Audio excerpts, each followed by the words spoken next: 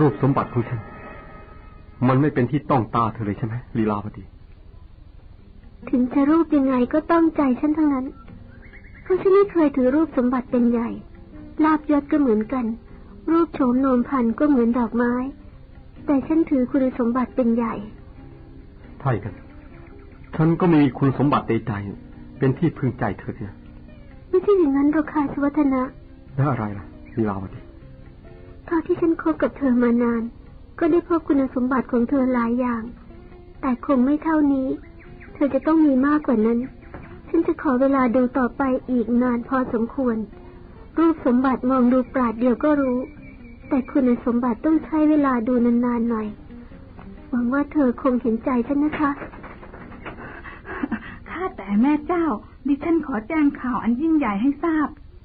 ข่าวอะไรสุวรรณาดูสิกระสือกระหอบมาทีเดียวมีข่าวอะไรล่ะดิฉันได้พบเรวัตตะพบเรวัตตะ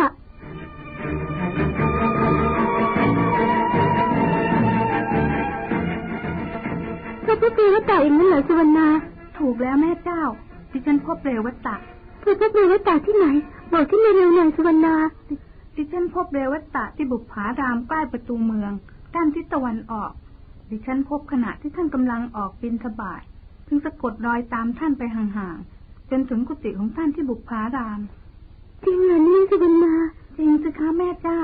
ฉันดีใจจริงๆขอโทษนะสุวัฒนะที่ให้เธอนั่งเงียบอยู่ตามลำพังไม่เป็นไรในที่สุดความจริงก็เปิดเผยตัวมันเองออกมาฉันเพิ่งรู้เดี๋ยวนี้เองว่าหัวใจของเธอเป็นของคนอื่นแล้วเธอรอให้ฉันคอยเป็นเวลานานเพียงเพื่อจะแกล้งทรมานฉันเล่นเท่านั้นลาก่อนวันหลังพบกัน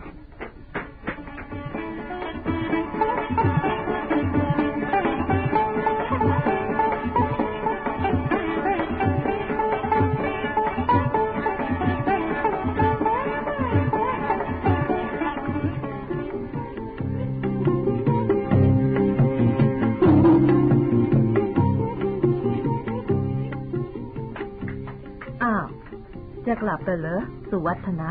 กลับแล้วแม่ทำไมกลับเร็วนักล่ะวันนี้ดูหน้าตาจะไม่สบาย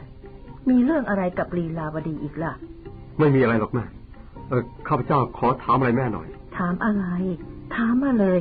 มีอะไรบอกได้แม่ก็จะบอกแม่บอกได้แน่เพราะเรื่องนี้แม่ต้องรู้ดีข้าพเจ้าอยากทราบว่าเรวัตตะคือใครเรวัตตะ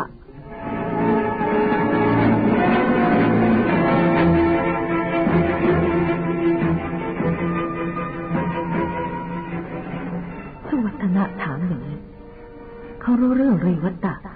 ที่พยายามปกปิดมานานนักหนาแล้วล่ะสิเห็นทีลีลาวดีต้องเป็นคนบอกเรื่องนี้ให้สุวัฒนะรู้ถูกนั่งลูกทรยศเปิดเผยความลับให้เขาฟังหมดแล้วเกียรติยศชื่อเสียงวงตระกูลสิ้นสุดเกินคราวนี้เองว่าไงล่ะแม่บอกข้าพเจ้าทีว่าเรวัตตะคือใครใครเป็นคนเล่าเรื่องนี้ให้เจ้าฟังบอกแม่สิสุวัฒนะแม่จะรู้ไปทำไมแม่อยากรู้ใครบอกข้าพเจ้าไม่บอกจนกว่าแม่จะบอกข้าพเจ้าว่าเรวัตตะคือใครลีลาวดีเป็นคนบอกเจ้าใช่ไหมแม่อย่าเดาเลยไม่ถูกหรอกลีลาวดีไม่ได้บอกงั้นใครบอกก็บอกแล้วไงแม่ต้องบอกข้าพเจ้าก่อนเรวัตตะคือใครแม่จะไม่บอกข้าพเจ้าก็ได้ความจริงข้าพเจ้าทราบเรื่องนี้มาเกือบตลอดเพียงแต่ทดลองใจแม่ดูเท่านั้นทดลองใจแม่ถูกแล้วเดี๋ยวนี้ข้าพเจ้าทราบแล้วว่าแม่ร่วมมือกับลีลาวดีเล่นละครกับข้าพเจ้าหลอกข้าพเจ้าอย่างชัดๆถ้าข้าพเจ้าทราบตั้งแต่แรกว่าลีลาวดีมีคู่รักอยู่แล้วข้าพเจ้าจะไม่ลงทุนลงแรงมาติดต่อเลยตอนนี้แม่ปกปิดไว้ไม่ให้ข้าพเจ้ารู้เพื่อจะแกล้งข้าพเจ้าเล่นสนุกเท่านั้นเดี๋ยวก่อนสุวัฒนะเจ้ากำลังเข้าใจแม่ผิดข้าพเจ้าน่ะเหรอเข้าใจผิดเจ้าเข้าใจผิดจริงๆนะแม่ไม่เคยมีเจตนาเช่นนั้นเลยเจ้าปรักปรำเกินไปความจริงแม่ไม่มีความผิดในเรื่องนี้แม่ตั้งใจไว้นานแล้วว่าจะเล่าให้เจ้าฟังแต่มันก็ยังไม่ได้เล่าทำไมแม่ถึงไม่เล่าเพราะแม่คิดว่าอะไรแม่คิดว่าเจ้าจะสามารถเอาชนะใจลีลาวดีได้แต่ข้าพเจ้าไม่สามารถเอาชนะได้เพราะลีลาวดียังคิดยังฝันลมๆแรงๆอยู่อย่างเดิมเอาล่ะ แม่จะเล่าความจริงให้เจ้าฟังเดี๋ยวนี้ล่ะเรื่องมันเป็นอย่างนี้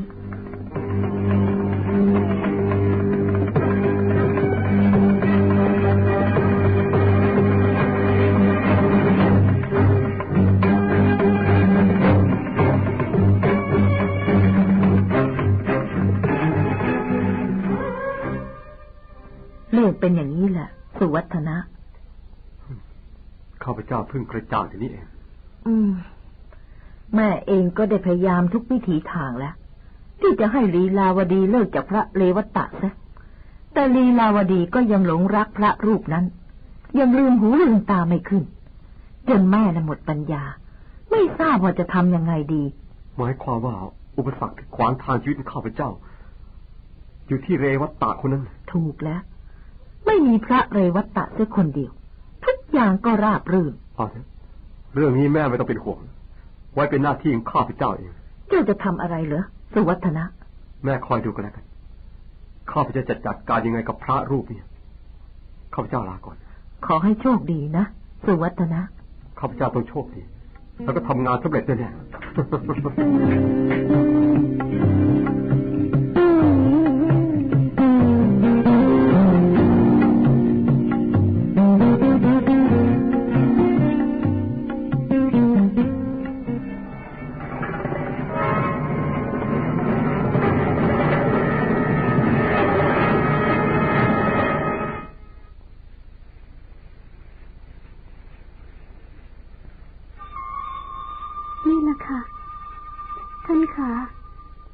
ที่เล่ามานี้ท่านคงเห็นแล้วว่าลีลาวดีจงรักภักดีต่อท่านเพียงใดลีลาวดีไม่เคยทรยศต่อท่านแม้ด้วยความคิดแต่แม่ก็พยายามบังคับให้ลีลาวดีแต่งงานกับสุวัฒนกุมารให้ได้ลีลาวดีกุ้มใจเหลือเกินถ้าท่านยังสงสารลีลาวดีอยู่ก็ขอให้รีบตัดสินใจช่วยโดยเร็วที่ท่านจะปล่อยให้ลีลาวดีตกอยู่ในกำมือของคนอื่นอย่างนั้นเหรอคะ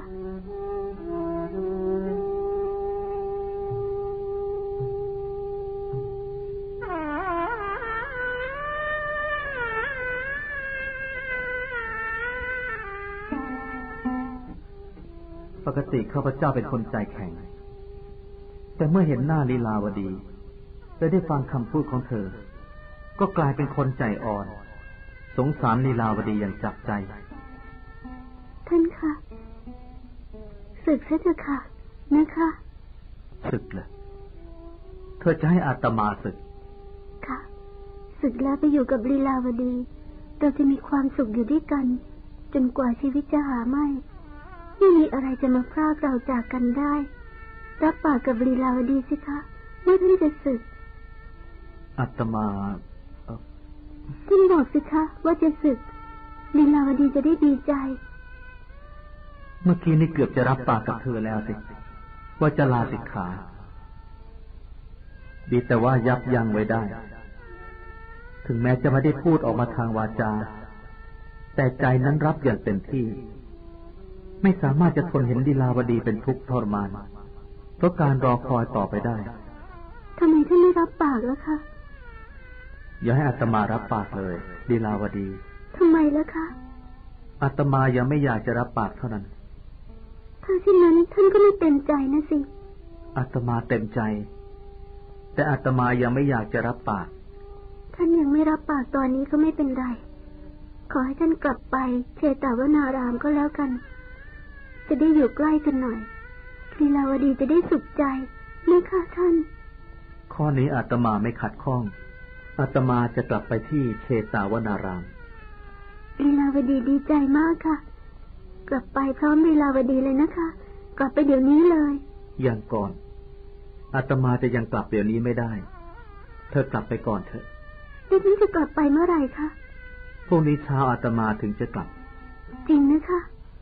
ที่อาตมาพูดนี้เป็นความจริงถ้าอย่างนั้นลีลาวดีขอลาก่อนพรุ่งนี้ท่านต้องไปแต่เช้านะคะอาตมาจะไปแต่เช้าลีลาวดีไปแล้วค่ะ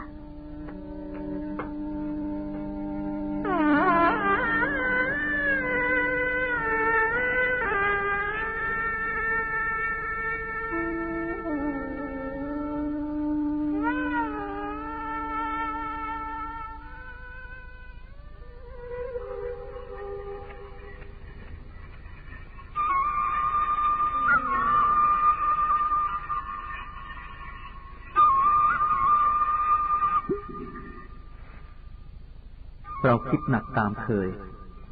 ความสงบสุขภายใต้ร่มกาสาวพัสหวนกลับมาทำให้ลังเลใจอีกแต่ความสงสารลีลาวดีก็สามารถปราบมันลงได้ตัดสินใจอย่างกล้าหาญอีกครั้งหนึ่งจะต้องศึกไปร่วมชีวิตกับลีลาวดี